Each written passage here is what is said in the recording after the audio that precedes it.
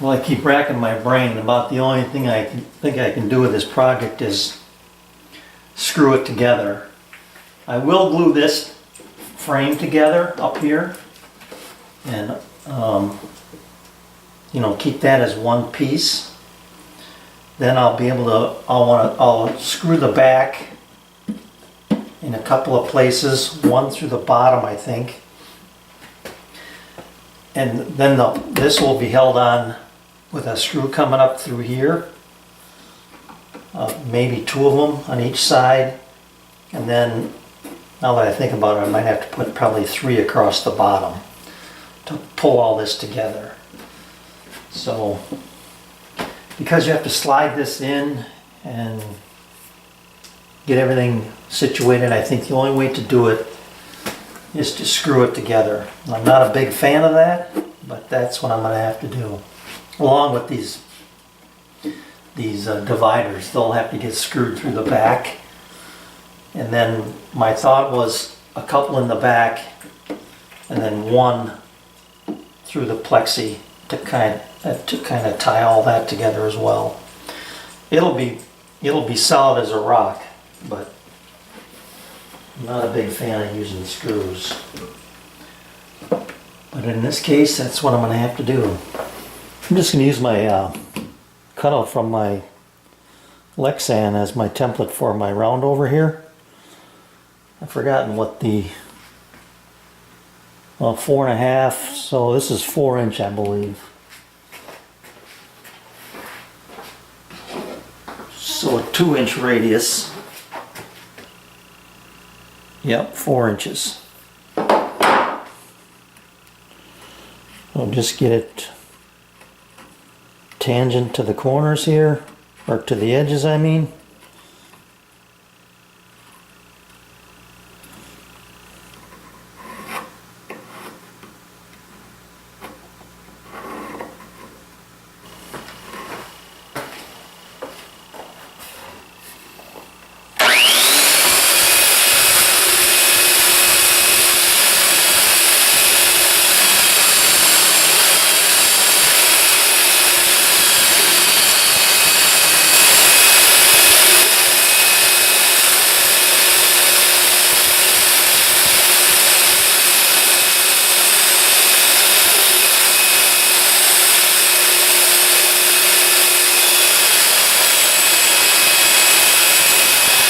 All right, the big picture.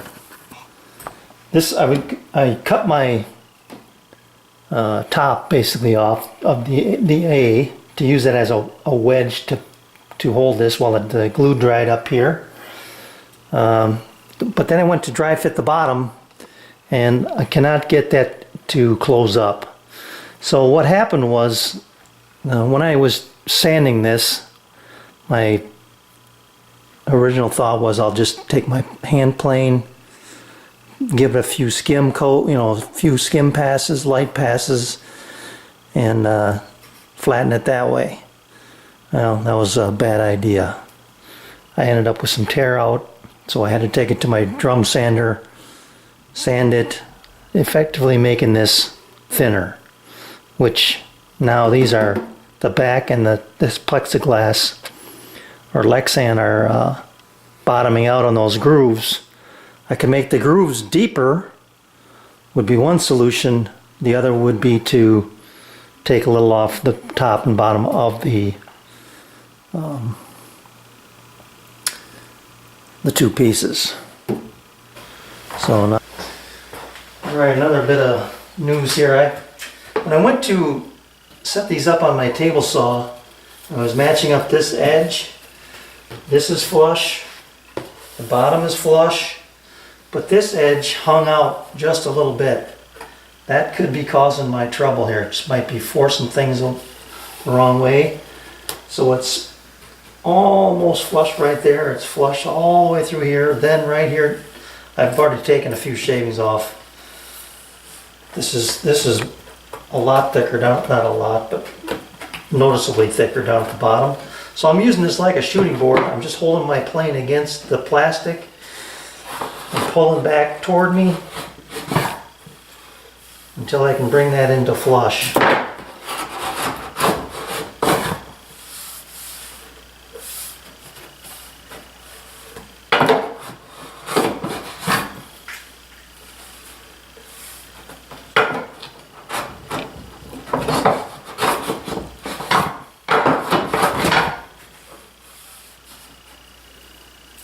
tell when I start to catch the Baltic birch there, grabs pretty good. A couple of more passes here.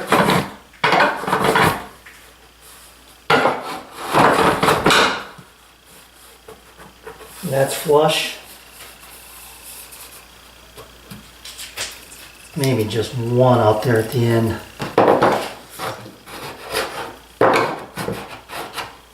Yeah.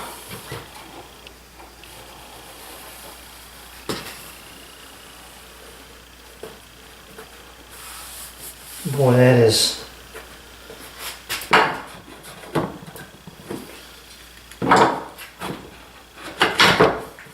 done. Okay, now I know that I've got my pieces are going to be registering the same. I'm going to dry fit again.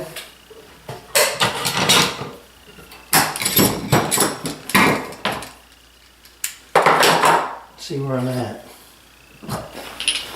All right, two things.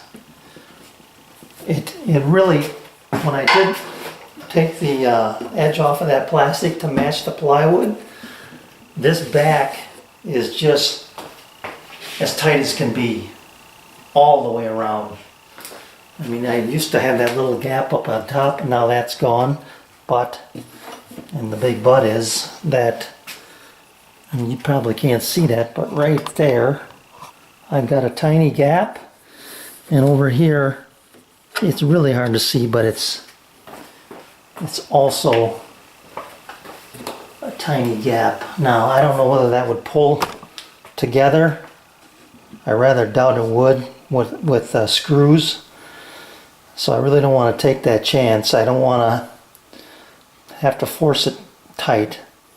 So I'm going to take and put these back together again like I was going to do. Put them on the table saw and just take off maybe a 1/64 of an inch. Because just that little bit is going to really tighten things up. I should probably just do it with a hand plane. It's like I have to take a little more off of this side than this one.